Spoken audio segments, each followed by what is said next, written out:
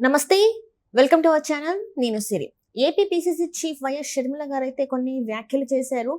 YCP పార్టీని కాంగ్రెస్‌లో విలీనం చేస్తారన్నట్టుగా మరి తను చెప్పడం జరిగింది. మరి నిజంగానే ఇది జరిగే అవకాశం ఉందా? లేదా? అనేది మనకు వివరించడానికి మనతో పాటు ఉన్నారు ప్రముఖ సీనియర్ జర్నలిస్ట్ డివిఎస్ గారు. నమస్కారం సార్. నమస్తే. సరే, ఇప్పుడు చూస్తున్నట్టయితే వైఎస్ షర్మిల గారు, ఏపీ పీసీసీ చీఫ్ అయిన వైఎస్ షర్మిల గారు అయితే కొన్ని వ్యాఖ్యలు చేశారు. కాంగ్రెస్‌లో వైసీపీ విలీనం చేస్తున్నట్టు తను అయితే చెప్పడం జరిగింది. మరి ఇందులో వాస్తవం ఉందంటారా మరి? అసలు అయ్యే ఛాన్స్ ఉందంటారా? పక్షం రోజుల తర్వాత, ఫలితాలు వచ్చిన పక్షం రోజుల తర్వాత పిసిసి అధ్యక్షురాలు షర్మిల మాట్లాడారు నిన్న.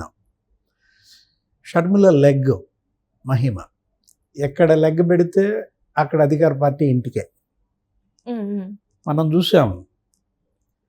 అక్కడ ఆంధ్రప్రదేశ్లో లెగ్ పెట్టింది, పాదయాత్ర చేసింది, చంద్రబాబు ఇంటికి వెళ్ళిపోయాడు, ఓడిపోయాడు. ఇక్కడ తెలంగాణలో అడుగు పెట్టింది, ఇక్కడ కూడా పాదయాత్ర చేసింది, కేసీఆర్ ఇంటికి వెళ్ళాడు. మళ్ళా అక్కడికి వెళ్ళింది, ఇక్కడ ఆంధ్రప్రదేశ్లో, అక్కడ కూడా మళ్ళా 64 నియోజకవర్గాల్లో ప్రచారం చేసింది. హంతక పార్టీ అని, అవినాష్ రెడ్డి హంతకుడని, జగన్మోహన్ రెడ్డికి ఓటేయొద్దని జగన్ ఇంటికి పంపించింది.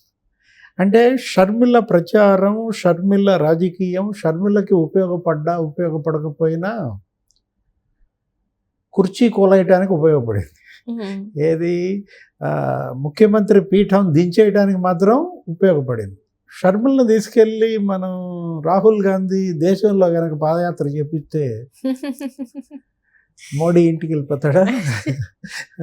ఎందుకని రాహుల్ గాంధీ మరి అది తెలుసుకోలేకపోయాడు. కానీ ఇప్పుడు ఈరోజు ఆమె మాట్లాడుతూ ఏమంది, పిల్ల కాలువలన్నీ సముద్రంలో కలవటం తథ్యం, ఇక వైఎస్ఆర్ కాంగ్రెస్లో కలిసిపోతుంది అని షర్మిల అన్న మాటలు. మనకి ఫలితాలు వచ్చిన 3 రోజులకే జగన్మోహన్ రెడ్డి ఢిల్లీ కాంగ్రెస్ పెద్దలతో మాట్లాడినట్టు, ఢిల్లీలో నేషనల్ స్పోక్స్ పర్సన్ కర్ణాటక చెందినటువంటి నాయకుడిని రాజీ చేయమన్నట్టు ఆయన మాట్లాడినట్టు జగన్మోహన్ రెడ్డి ఢిల్లీ వెళ్తున్నాడని కూడా మనకి వచ్చింది సమాచారం. కానీ ఎందుకో మళ్ళీ అది బ్రేక్ అయింది. ఇక ఆ తర్వాత మళ్ళా విజయసాయిరెడ్డి వీళ్ళు ఢిల్లీ వెళ్ళడం ఏదో అది వేరే ఎపిసోడ్. కానీ అప్పుడే జగన్మోహన్ రెడ్డి ఢిల్లీ వెళ్తున్నాడని, కాంగ్రెస్ని కలిపేస్తున్నాడన్న ప్రచారానికి ఇప్పుడు ఈ షర్మిల వ్యాఖ్యలు కూడా ఊతమిచ్చేలా ఉన్నాయి. షర్మిల చేసిన కామెంట్స్ వైసీపీలో ఇతర నాయకులను ఉద్దేశించి చేసినట్టుగా ఉంది, వాళ్ళ అన్నని చేసినట్టుగా లేదు. మేము ఆహ్వానిస్తున్నాం, కాంగ్రెస్లోకి ఎవరైనా రావచ్చు, వైసీపీలో ఎమ్మెల్యేలు గతంలో పనిచేసిన వాళ్ళు, మాజీలు, ఎంపీలు ఎవరికైనా మా ద్వారాలు తీసే ఉంటాయని. జగన్మోహన్ రెడ్డికి కూడా గేట్లు ఎత్తారా, అది చెప్పటం లేదు. ఇప్పుడు ఆమె మాటల్లో తను ఎందుకు ఓడిపోయిందో కూడా చెప్పింది. అది తన ఓటమికి కారణం టైం అని. 14 రోజులే నాకు సమయం దొరికింది కడపలో నేను ప్రచారం చేయడానికి, 64 నియోజకవర్గాల్లో నేను తిరగాల్సి వచ్చింది. ఇంకొంచెం ముందు గనక ప్రవేశించుంటే ఇంకా మంచి ఫలితాలు కాంగ్రెస్కి వచ్చాయి. 80% ఓట్స్ మాకు వస్తాయని మేము అంతర్గత సర్వేలో అనుకున్నాం, కానీ 2-3% వచ్చాయి, సంతోషం అంటూనే తనని డబ్బు ఓడించింది, తనని భయం ఓడించింది. జగన్మోహన్ రెడ్డిని, అవినాష్ రెడ్డికి భయపడి తనకు ఓట్లు వేయలేదని కూడా అందనమాట. పులివెందుల ఎమ్మెల్యే, కడప ఎంపీ పట్ల భయంతో అక్కడ ప్రజలు ఓటేయలేకపోయారు. దాడులు జరుగుతాయి, దౌర్జన్యాలు జరుగుతాయి, సంక్షేమ పథకాలు ఆపేస్తారని బెదిరించారు. అంతేకాదు ఇంకో మాట కూడా, ఏంటి, ఓటుకి 3,500 పెట్టి కొన్నారు, 3,500 రూపాయలు పంపిణీ చేశారు. ఇది ఈమె కాదు, షర్మిలే కాదు, మనకి ఎలక్షన్ రోజే తులసిరెడ్డి గారు కూడా చెప్పారు. ఏమని, అసలు ఇంతవరకు రాజశేఖర రెడ్డి కుటుంబం ఎప్పుడూ పులివెందుల్లో డబ్బు పంచలేదండి. అలాంటిది, అంటే డబ్బు పంచకపోయినా పులివెందుల ప్రజలు రాజశేఖర రెడ్డికి, వివేకానంద రెడ్డికి అట్లా గెలిపించే అభిమానం, ప్రేమ, ఆదరణ వాళ్ళ పట్ల ఉన్న దీంట్లో మొదటిసారి జగన్మోహన్ రెడ్డి డబ్బు బయటికి తీశాడు. అంత వ్యతిరేకత జగన్మోహన్ రెడ్డి మీద ఉంది. ఆయన కూడా పంచాడు అని అక్కడ కడప తులసిరెడ్డి చెప్పారు, షర్మిల చెప్పిన దీంట్లో ఇవాళ ఆమె అసలు ఎంత పంచాడో కూడా చెప్పింది. ఎంత ఓటుకి 3,500 పంచితే అప్పుడు కూడా ఏదో అత్యవసరుగా బయటపడ్డారు. చావు తప్పి కన్నులొట్టపోయింది ఎవరికి? అవినాష్ రెడ్డి. జగన్మోహన్ రెడ్డి కడప లోక్సభకి గతంలో 5,40,000 ఓట్ల మెజార్టీతో గెలిచాడు. దేశంలో అత్యధిక మెజార్టీ. ఏది ఆ ఉప ఎన్నిక జరిగినప్పుడు. ఇప్పుడు అవినాష్ రెడ్డికి ఎంత వచ్చింది? 60,000 మెజార్టీ అన్నమాట. 60,000 మెజార్టీ నీకు అసెంబ్లీకి వచ్చాయి, నీకు లోక్సభకి నీకు లక్షల్లో మెజార్టీలు వచ్చాయి. అలాంటిది అవినాష్ రెడ్డి అదే ఏది చావు తప్పి కన్నులొట్టపై బయటపడ్డాడని ఆమె అన్నది కరెక్టు. షర్మిల, నాకు ఇంకొంచెం ప్రచారం సమయం దొరికినట్లయితే ఇంకా నేను ఉధృతంగా ప్రజల్లోకి వెళ్ళేవాళ్ళం అన్న దీంట్లో కాంగ్రెస్ పార్టీకి ఎప్పటికైనా పునర్వైభవం తప్పదు.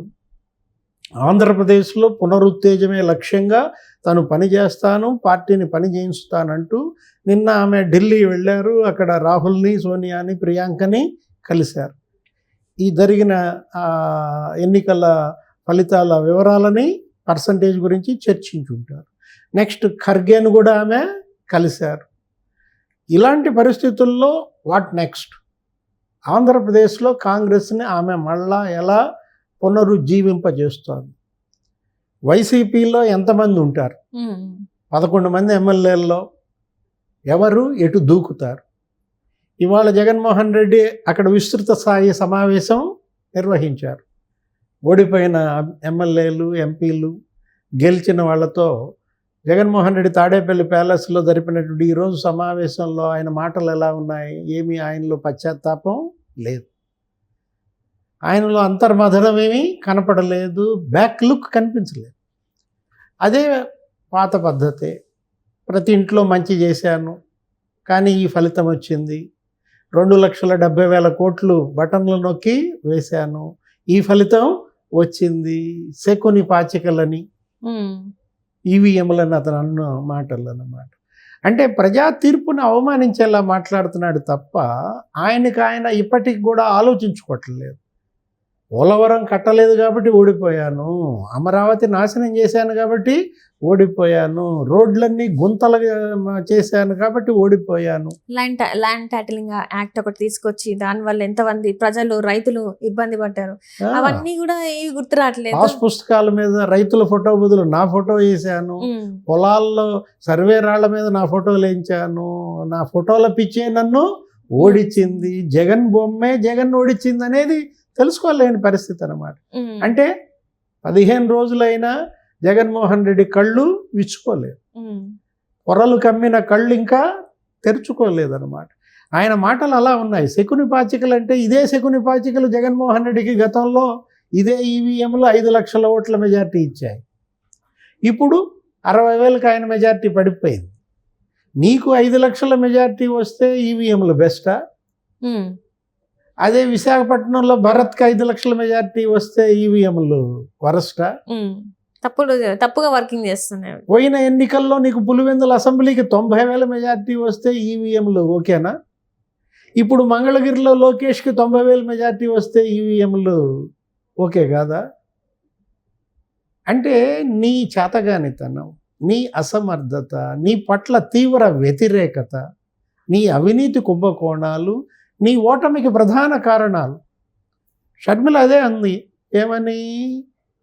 ప్రజలు మార్పు కోరుకున్నారు, కాకపోతే నాకెందుకు ఓటేయలేదు అంటే నేను ఇవాళ ప్రత్యామ్నాయంగా ప్రజల కళ్ళకి కనపడలేదు, ఓటు వృధా కాకూడదు కాబట్టే తెలుగుదేశంకి, బీజేపీకి, జనసేనకి వేశారు. గెలిచే పరిస్థితుల్లో వాళ్ళు ఉన్నారు కాబట్టి వాళ్ళు వేశారు.